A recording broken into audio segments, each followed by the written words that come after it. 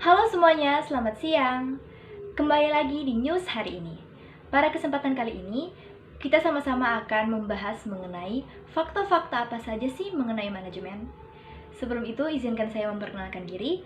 Nama saya Gloria Katiman dengan NIM 210811020058 yang akan menjadi presenter Anda pada siang hari ini.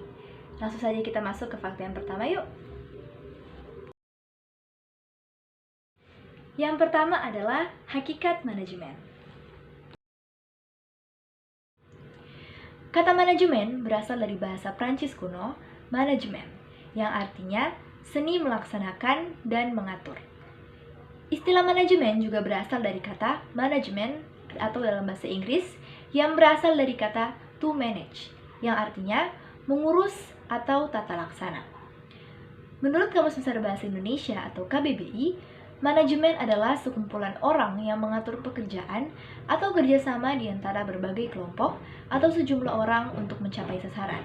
Sasaran yang pertama yaitu forecasting, yang kedua planning, termasuk budgeting, yang ketiga organizing atau pengorganisasian, yang keempat staffing atau assembling resource, yang kelima directing atau commanding, yang keenam leading, dan yang ketujuh coordinating. Manajemen merupakan bagian terpenting dari seluruhan kegiatan organisasi. Di dalam manajemen dianggap sebagai reformis dalam memperbaharui persyaratan kerja, kondisi kerja, atau standar kerja. Memberi batasan manajemen sebagai seni dan ilmu dalam perencanaan, pengorganisasian, pengarahan, pemotivasian, dan pengendalian terhadap orang serta mekanisme kerja untuk mencapai tujuan. Fakta yang kedua, kita akan melihat tentang perkembangan teori dalam manajemen. Perkembangan teori manajemen dimulai dari teori manajemen klasik dengan pemikiran manajemen ilmiah dari Taylor dan teori organisasi klasik dari Mayo. Manajemen ilmiah menekankan pada upaya menemukan metode terbaik untuk melakukan tugas manajemen secara ilmiah.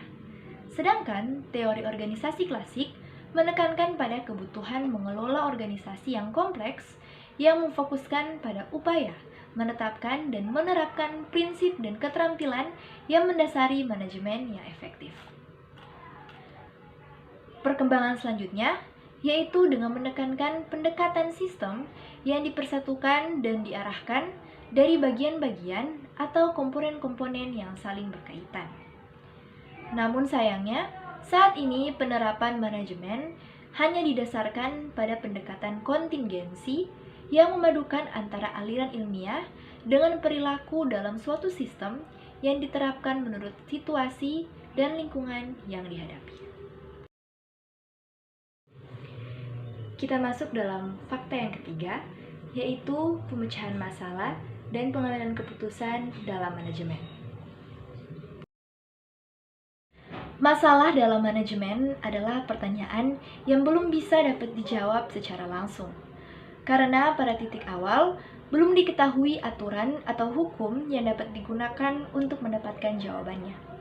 Dan menurut Polya dalam RIT tahun 2000, pemecahan masalah berarti mencari jalan keluar dari sebuah kesulitan atau suatu cara keluar dari rintangan untuk mencapai suatu tujuan yang tidak seketika dapat dimengerti.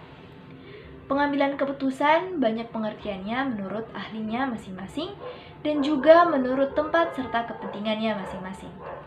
Pengambilan keputusan ini sangat diperlukan dalam melakukan suatu usaha untuk mendapatkan hasil yang baik dan memuaskan baik secara individu maupun kelompok. Pengambilan keputusan harus benar-benar tepat, terlebih lagi dalam melakukan suatu tindakan dalam suatu usaha demi kelangsungan usaha. Perencanaan merupakan tahapan paling penting, apalagi dalam pengambilan keputusan. Kita masuk dalam fakta yang terakhir, yaitu perencanaan dalam manajemen. Perencanaan merupakan tahapan paling penting dari suatu fungsi manajemen, terutama dalam menghadapi lingkungan eksternal yang berubah dinamis. Dalam era globalisasi ini, perencanaan harus lebih mengandalkan prosedur yang rasional dan sistematis, bukan hanya dengan firasat atau dugaan. Dalam perencanaan sendiri terdiri dari berbagai-bagai macam, yaitu antara lain perencanaan organisasi dan perencanaan kontingensi. Perencanaan organisasi terbagi menjadi 3, yaitu perencanaan strategis, taktis, dan operasional. Adapun kerangka waktu dalam perencanaan organisasi yaitu sebagai berikut, yaitu jangka panjang, jangka menengah, dan jangka pendek. Suatu perencanaan juga terdapat berbagai hambatan dalam penetapan tujuannya, yaitu hambatan tersebut antara lain adalah tujuan yang tidak tepat, sistem penghargaan yang tidak tepat, penolakan terhadap perubahan, dan keterbatasan. Demikian fakta-fakta mengenai manajemen kita pada hari ini. Semoga dapat menambah wawasan para penonton sekalian. Saya Gloria Ketiman, pamit undur diri. Terima kasih.